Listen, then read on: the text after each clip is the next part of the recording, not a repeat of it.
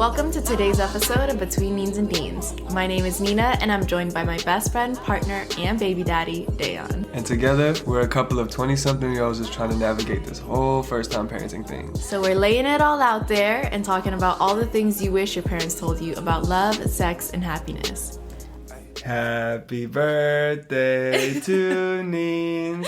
Happy birthday to I don't think they need to sit through the whole birthday song. It is my 25th birthday today. Ayo. So crazy. 25 actually seems so old because now I'm in my mid-20s. 25 with a baby. You're a mama, too. I feel like 24 with the baby seems like I'm young, and 25 is like, oh, okay. That's standard. Yeah. Oh my god, that's so crazy. I actually, I haven't really said that out loud before just now, and that's wild. Wild. Because I feel like I just finished college. 25 is a nice one, 22. though. That's like the nice number. I remember being 25. Yeah. It's a long time ago. You're for going to me. be 30 so soon. Well, no, I'm going to be 29 so soon. Yeah, but then you're going to be 30. 29 is so close to 30. Yeah. That's so wild. We have to change our bio to two adults on an adventure instead of two kids on an adventure. The intro, right? We still consider ourselves kids is the thing. So I remember actually asking my dad, actually both my parents, what they felt like what age they felt like. When they looked in the mirror? Not when they look in the mirror, when you're not looking at yourself, because I think when you look in the mirror, you realize how old you are, but how you feel in your heart, how you feel in your body, you know? And I asked my parents and they both said that they felt like they were in their 20s. And I thought that was so interesting because to me, in my head, I feel like I'm probably 23, 24, 25 doesn't seem to match what it is I feel on the inside. So then it's does that change? And according to my parents, it doesn't really change because it's just your body that slows you down, you know? Yeah, so crazy. But anyways, today we are going to talk about lessons we learned too late in life. This podcast is inspired by Bobo and Flex. Their podcast is amazing, but they did an episode titled the same thing, and I was like, that's such a brilliant concept. And I feel like because it's my birthday, I want to reflect. Not that we don't do that every single week on this podcast, but I want to reflect. Reflecting. Yeah, I want to reflect on lessons that we learned too late in life. So, what's number one for you? Number one for me is that just because you feel an attraction to somebody does not mean you need to be in a relationship with them. This lesson I learned way too late in life.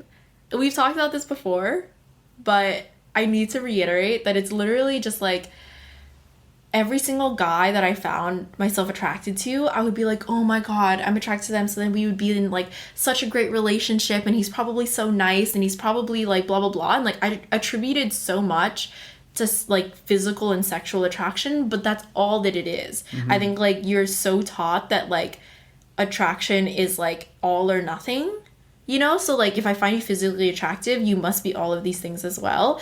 But you can be attracted to somebody and not want anything to do with them and realize that you're different people. Yeah, it's definitely taught to us because you always see with dating sites or with dating shows or anything, it's always they look good together first. Yeah. Right? Or oh, they're two attractive people, or oh, I'm not attracted to them, or I am, swipe left, swipe right, you know what I mean? It's always first based on well, it's literally attraction. All movies. And I think because I'm such a big film buff and I love watching TVs and movie shows and stuff, you're literally taught when you see somebody on the street and they're so beautiful, then you're oh my god, I have to have them. And that's the beginning of a love story, you know, is that they meet each other, it's literally just physical attraction, and then they get into a relationship and all these things. And so I was just conditioned to think that if I'm physically attracted to you, then that must mean that we could work in a relationship. And even when I met you, I just let my mind race. When I met you and I was obviously just physically attracted to you because I knew nothing about you. I maybe knew that you had good fashion sense because that I could tell from looking at you. That was the first thing I booked when you walked in, and I was looking at every single piece that you were wearing, and that's what made me so intrigued when I was I need to know everything about you. Yeah, but that's the thing is that those two things, I get it. You can get that from when you first meet somebody, but then I would when I first met you, I also let my mind race, and I was like, oh my god, like we'd probably be so cute together, like we could like go on like dates together, we could go here, and like we could like dress up, and it literally like all of this happened within like the first day of like just meeting for the first time. This isn't when we like actually got together. This was just me seeing Dayon and then attributing all of this value to him just because I was attracted to him. So I feel like that's really important because I have done way too many one night stands and like hookups with people and then wanting to get into relationships with them. There was literally a guy in college where hooking up with him wasn't even that great. It was a very, very, very boring / mediocre one night stand. But he was attractive. But he was attractive, and I wanted to, and it was weird because we talked about it. So like we talked about how it was like it was like okay.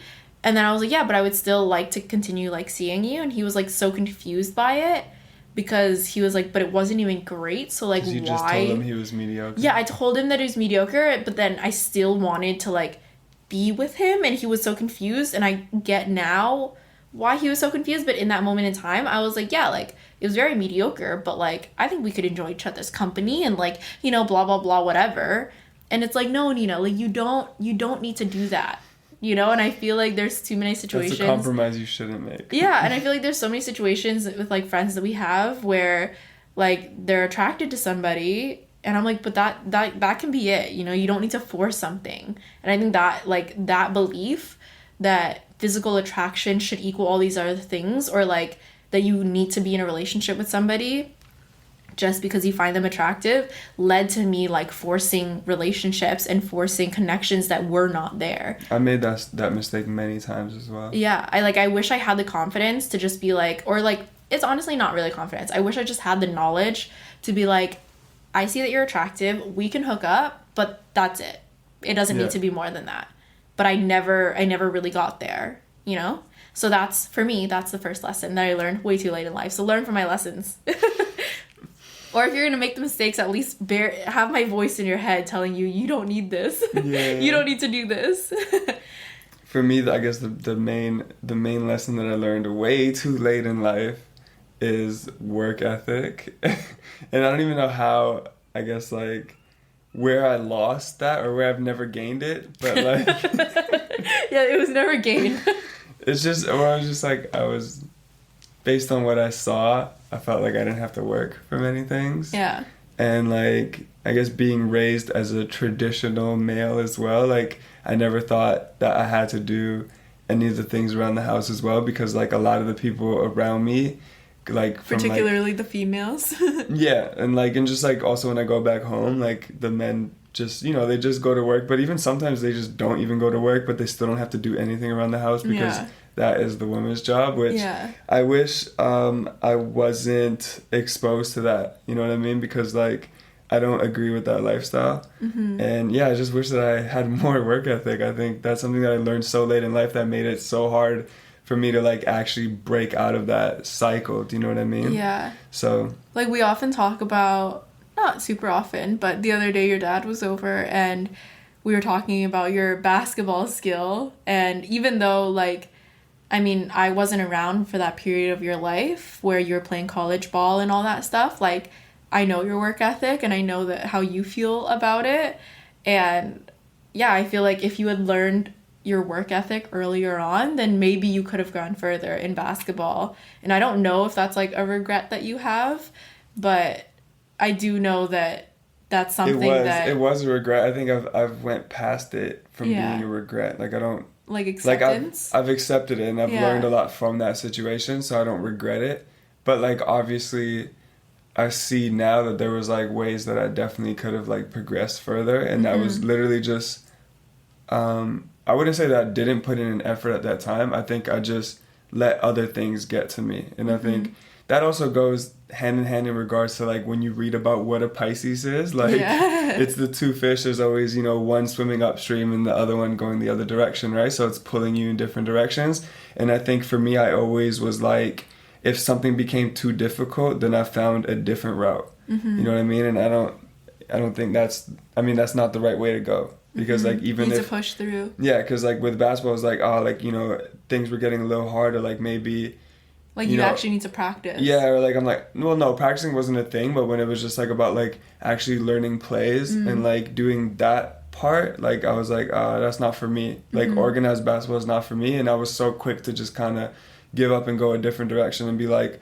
oh well, I'm good at graphic design, so I'm gonna continue going that direction. So then it's like they're two opposite things, and it's not like I need, you know, a lot of ball is like, a ball is life, you know what I mean? To the point where it's like, if this doesn't work for me, like there's nothing else. Do you know what I mean? Like this is my life. And I never had that approach to basketball. But like, yeah, like I mean, I don't know if that's necessarily a bad thing. I think that's just like a different thing. But it just takes you away from actually fully succeeding on that one thing. Yeah, because you always have one foot in, one foot out. And it's not a bad thing. I mean, in regards to like, because I was aware of it now, like I've learned to be more aware of that, as opposed to in the past when I wasn't aware of it. So like, for instance, when I was trying to play like pro ball, it was like, oh, this wasn't working for me, so I would go a different direction. And the same with my relationships at that time as well. Like if things were getting too difficult in a relationship, I would just like go find somebody else. Do you know what I mean? So like, and that's, that's not good, and that's something that I wouldn't do now. But like, I wouldn't say it was necessarily bad at that time, because like it's what works for me and what I learned from. So yeah. But I wish that I learned to like just to not give up so quick, and just like to keep working on something, and like to constantly work towards something. Yeah. So for sure. So I think for me, the second lesson that I learned too late in life is, it has to do with accepting other people's opinions or criticisms of you. And I actually read this recently, and it's honestly an ongoing process. So I wouldn't say that I've learned this lesson. It's more of I'm constantly working on learning this lesson. And I read recently that if you wouldn't ask for somebody's advice, then don't listen to their criticism. And I think for me, like, that really spoke to me, just because obviously I have like a public online platform, and I'm constantly exposed to other people's opinions, and I'm constantly trying to think of it in ways in which it is not so harmful to my mental health. And like, just me as a person, like outside of social media, like before I ever got on Instagram, like I was the last person in my grade to have an Instagram. Like I was just never that type of person that like would post about my life or like anything like that. I was always very public. So like, as I created friends and stuff, like I was very open with my life, with like sharing with anybody. So that was something I always had about me. But I was generally very private about the internet. And I understood that as you begin to share your life online, that it comes with the territory that people are just going to judge you because they have more access to information. Like, I can't really tell you as a listener anything because I don't know anything about your life. I have no context. But for you guys listening in on our life, it's very easy to create judgments because we're telling you things. And I think like what people tend to forget is that it's only a very small snippet of our life, because even as we're sitting here talking, there are things that we omit just because we either assume that it's common knowledge or choose not to tell, or, like it's a very small snapshot. But even when we're watching like 90 Day Fiance, I'll judge people on that show because I'm like, I'm seeing their everyday life, but it's not, like you're not seeing all sides of their relationship. So what I've realized is that, yes, it comes with the territory, but just because you share your life publicly, like, one, it should be regarded as a privilege. I think that it should be a privilege to be invited into anybody's life, into anybody's private space, and it's a privilege that can be taken away at any time. Like, at any time, like, I could choose to not share my life anymore. Yeah. And there have been multiple times where I've almost gotten to a point where I'm like, I want to quit. I don't want to do this anymore. Like, it was too painful for me, like, to have people so, like, fixated on what it is that we were doing, and like for me to try to figure out like what kind of person I wanted to present myself as, and like what it really meant to me to be like a good person or an ethical person or a sustainable person. And yeah, sometimes the judgment just gets to be too much. And so I've definitely thought about quitting.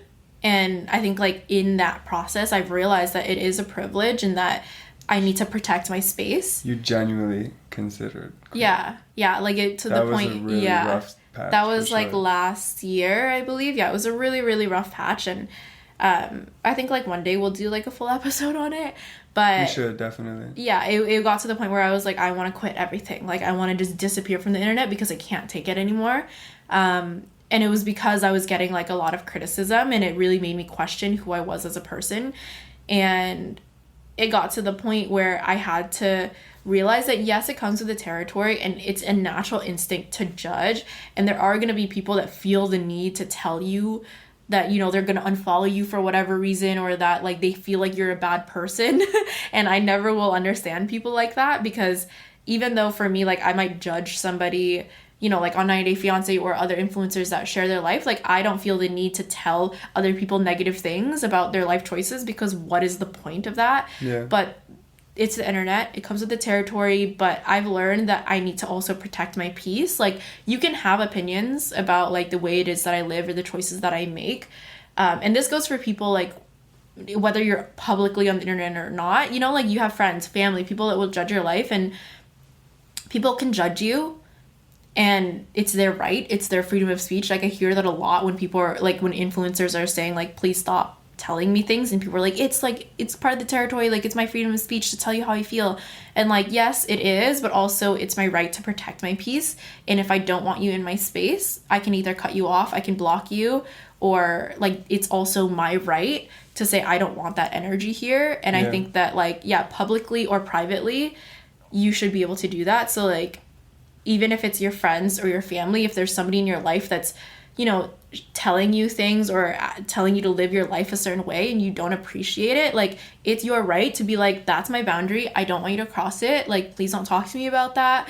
I think that that's very fair and that's valid, because you can't live your life for other people. Like at the end of the day, like whether or not that it's somebody that's looking out for your best interests, whether or not you're being a good or bad person, like at the end of the day, it is your life, you know. And like to have so many voices constantly telling you how you should be, like you don't want to, like I would never want to die one day, or like and find out that I'm dying and realize that my whole life I've been making decisions for other people to make other people happy, because what is the point of that? You know. So it's like, for me, like I try to be as like ethical and compassionate and mindful as possible, but it gets to the point where it's like I'm never going to be perfect, and I'm constantly trying to accept that. And with so many opinions being thrown at me all the time, like it gets to a point where, yeah, like if I will let random strangers' words like affect my whole day, whole week, like my whole sense of self.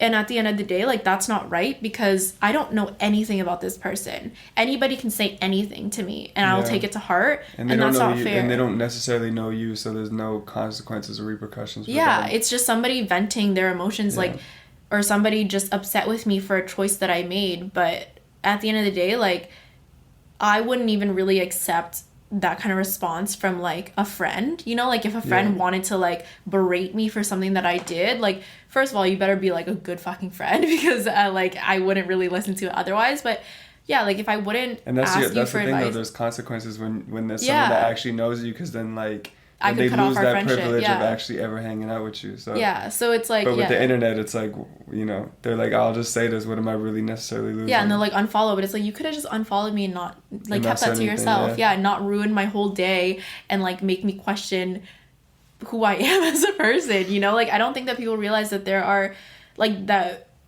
people that you see on the internet are real people. Like I know, like for anybody, I keep saying 90 Day Fiancé, but like Ed, I don't know if you guys, even if you watch it or if you don't, like yes, he made a lot of fucked up choices, but a lot of people were making like memes about like how he looks as a person, and like that's not fair and that's not right. Like he doesn't deserve that. And I think that people forget that people on the internet are real people, like they have real human emotions. And so I've just learned recently that if I wouldn't ask for somebody's advice on something, which there are very few people I would ask for advice from, if I wouldn't ask for your advice, then why would I listen to your criticisms? So like I know that a lot of people, especially people that DM me, do it out of best interest, because they think that, you know, like if I tell them that I'm not happy with something, then maybe they'll change. And like yes, but you're also adding like so much stress to my already very stressful life. And I think, I mean, there's particular ones that can be like constructive criticism, and a lot of people do DM me constructively. We're not talking about that. Like we're talking about ones that are just like rude. Just straight up rude for no real apparent reason. You know what I mean? And I'm very, very appreciative to anybody out there that has communicated with me before. Like a lot of times, like, you guys do it in a way that's very constructive, that's very respectful, and I really, really appreciate that, because that's how you should be communicating with people, you know, like, and there have been times where I've messed up, and, like, I do open up my inbox to people and, like, their opinions, and I really, really appreciate when people do it respectfully, because, like, yeah, it humanizes me, and I feel like a lot of times I forget that I am only human. So that was a long one, but that's a lesson that I wish that I had learned earlier, and that I wish that I could implement more and, like, remind myself more. So it's a lesson that I'm constantly learning, and it's one that I want to really, really be able to focus on. And I think that also having Blue has really helped shape me in a way, and for the better, because I now really have an understanding of, like, what's important, not just, like, you know, like, my family is important, but also that, like, there's just so many other things to worry about, and, like, other people's opinion of me is really not, I mean, yes, it is my job, but it's also, like, you can't make everybody happy. Yeah. And that's the line that, you know, you hear a lot, like, you can't make everyone happy, but, like, to put things in perspective as well, like, it's so different in, like, your case, where it's like, you know, for me, or, like, for other people, it's like you can't make everyone happy, but then you're thinking about your immediate circle, right? Or, like, the few people that you might actually genuinely like your family know. or your Whereas, like, for you, it's like you can't make everyone happy, but that's, like, on a scale as large as, like a crazy amount of strangers. Yeah. Do you know what I mean? So it's like, yeah, it's pretty insane. Where it's like, yeah, like, you can't even make your own, like, you know, certain people in your circle, like, happy. So think about just, like, the stranger that, like, you know, has nothing to do with you. Yeah. And I think, like, the reason why I was always so hesitant to believe in the idea of, like, you can't make everybody happy, or, like, you have to do what's right for you, because a lot of people that are, like, racist or sexist will, like, use that as a justification to be racist or sexist or homophobic or whatever. But, like, I think that's why I was always like, well, I fucking hate when people say that just so they can justify being bad. So then I was like, what, am I being a bad person? And I think that there's like a distinction, you know, obviously. Well, I mean, look at yourself as well, Yeah. right? You have to, like, consider what you're actually doing, and, like, that's the thing, is that people will, like, come at me, but I'm like, am I actually hurting you? Yeah. You know, like, are my actions so personal to you? Like, when it comes to, like, sustainability, for example, like, I try to be as sustainable as possible, and yeah, it's not good enough for certain people, but it's like, there's no way to do it perfectly, and we can do a whole episode on this because people have been wanting us to. I just feel like the way that I see it, people may or may not agree with, but there's just no way to do it perfectly. Yeah. And, like, what you see is such a small snapshot of my life that, like, people could very easily judge me for not being vegan. And, like, yes, I agree that is it the most sustainable option? No. But are there other ways that we can be sustainable, that, you know, like, to do our part? And if we all do our part, will the world be in a better place? Yes. So I think, like, that's the thing, is that I've just had to understand that you're not going to be able to do things like that perfectly, and people can be upset with me for not being vegan if they want, but, like, what can I do at that point? Yeah. Like, I can't do it for you. I have to do what's right for me. Mm-hmm. So, yeah. Crazy.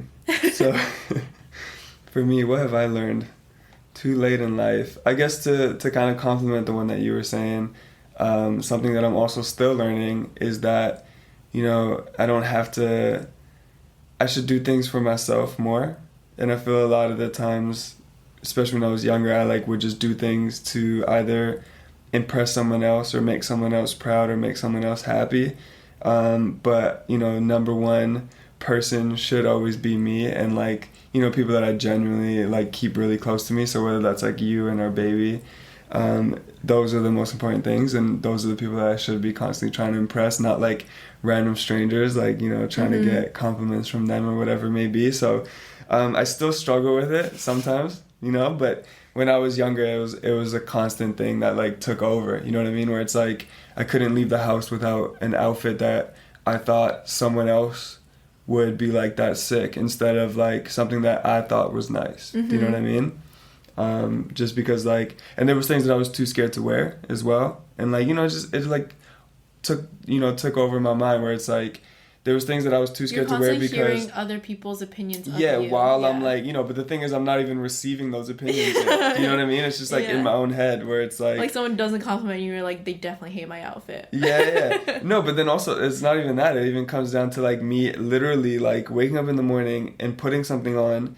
and I'm like, I think this is sick and like I think it's really cute, but then like I'll hear in my own mind somebody else, not even like anyone specific, but just a voice saying like, yo, that's whack, or like, yo, what the fuck are you wearing? You know what I mean? And then like that would stop me from like wearing something that I thought was creative and interesting. Do you know what I mean? And like now like I care less and I'm like can get a little bit more creative and like put things together in a way that I genuinely like, which, you know, has ultimately made me a lot happier in regards to like just the aspect of fashion, like has made me happier, but then also in regards to everything else in my life. So yeah, I think that's a lesson that I learned a little bit too late was like the fear of expressing my own creativity based on other people's opinions. Yeah. Do you know what I mean? Yeah. So I think that's something that that I'm still also learning, but like wish that I learned earlier because then it probably would have been easier for me now. Yeah. So in my 40s, I'll be killing it. Because I by then I shouldn't have like any that's issues. why people tend to say, I think as they get older, it goes one of two ways. I feel like people either live with regret, or they're like, I'm fucking thriving in my like 30s and 40s because you like really come into your own and you like have a self-confidence that you never really had before. And I'm very excited about that because I feel like we're getting there and like there's things that you just can't rush. Like there's, you know, all these lessons. Yes, I wish that I learned them earlier, but I did also have to go through all that I went through to get to this place. You know, like if I was never, like the last lesson that I talked about with like other people's opinions, if I was never confronted with all of these roadblocks and issues and other people's opinions that I didn't care for, then I wouldn't get to this place, you know? So like, I think when it comes to reach a certain like boiling point. Yeah, and I think to, that like, fight through it. When it comes to lessons, growing up, my mom was always telling me lessons. And she was always like, oh, just learn from me, learn from my mistakes.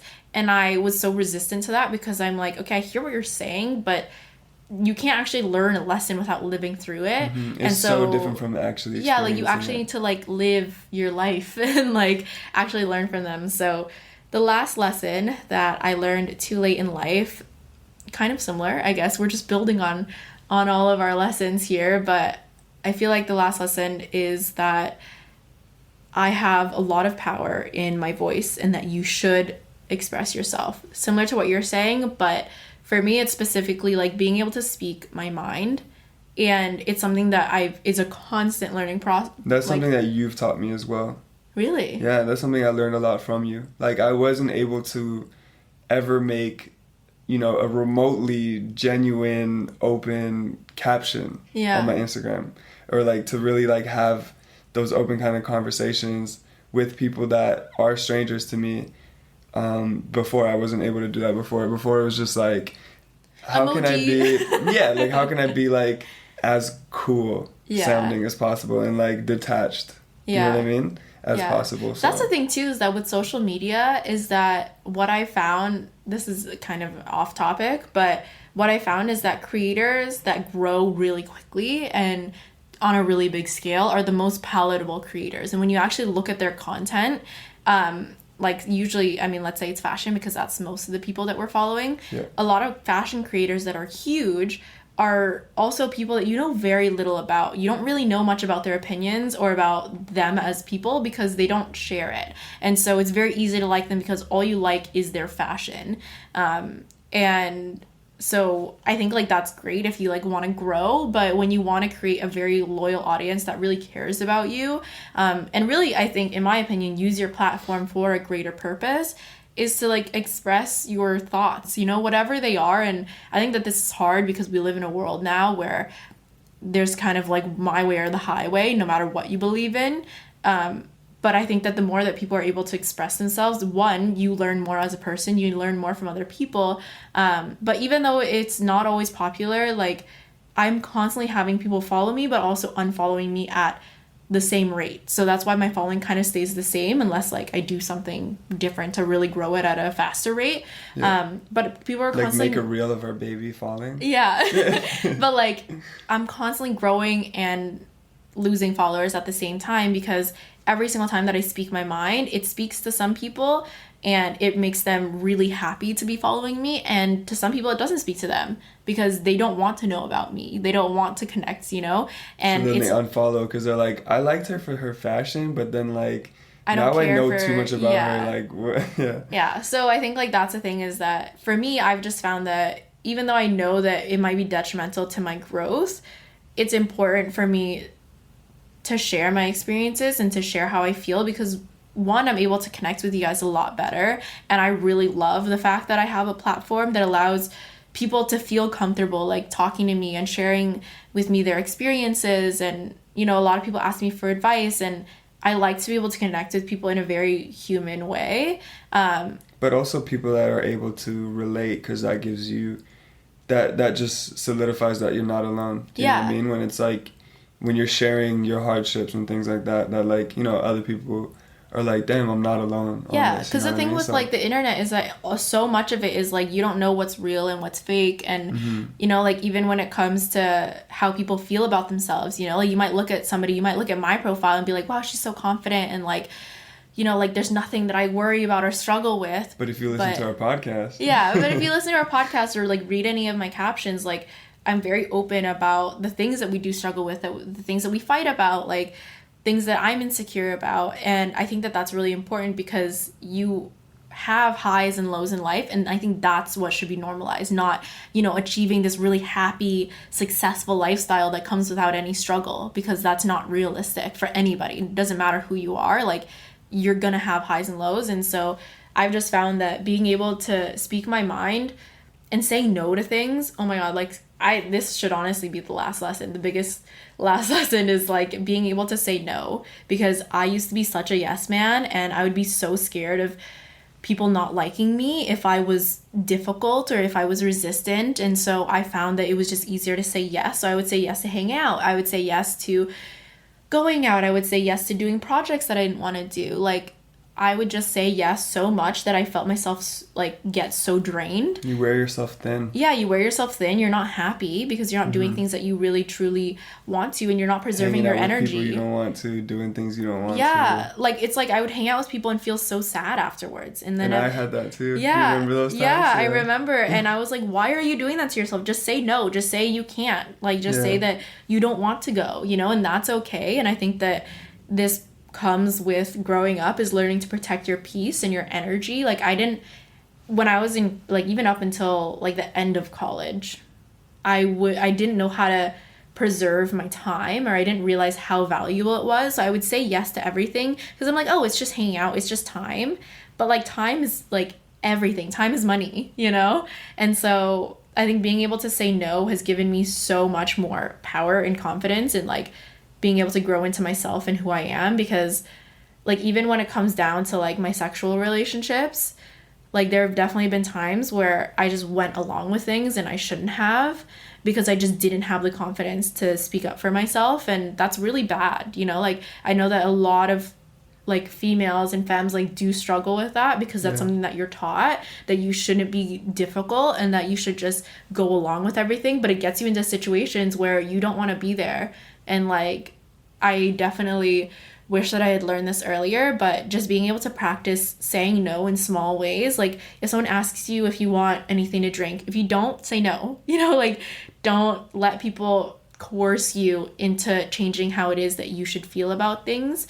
And I think just practicing in really small ways really, really helps to get yourself to a place of confidence where you can actually say no to big things. Say no, stand up for yourself. It's actually, I mean, this might be unrelated, but it's pretty crazy how like people can be coerced into literally anything, like admitting to a crime that they didn't do. Yeah, we watch a lot of true crime and it's crazy. Like it's crazy that like if you just say things enough to people that they'll either start to believe it, question their own reality, or like that's just, it's the power of words, you know? So I think like being able to say no, express yourself, like how you truly feel, and then along being with aware that, of that, like just being aware that like you could potentially be being coerced into doing something that is not genuinely for yourself or making you happy. So protect your peace, and I think all of these things kind of go hand in hand. It's learning based off of the last episode, but it's not just body confidence. It's like, it's learning just like a confidence in yourself to like trust yourself. And that's something that I'm constantly learning. So yeah, it's all a work in progress. These are lessons we're still learning, but I hope that you guys have a beautiful day. I'm gonna go enjoy my 25th birthday now. And we'll see you guys next week. You can follow us at Neens Deens. I am your girl Neens. And I'm Dale's Day Off. Bye-bye. Bye-bye.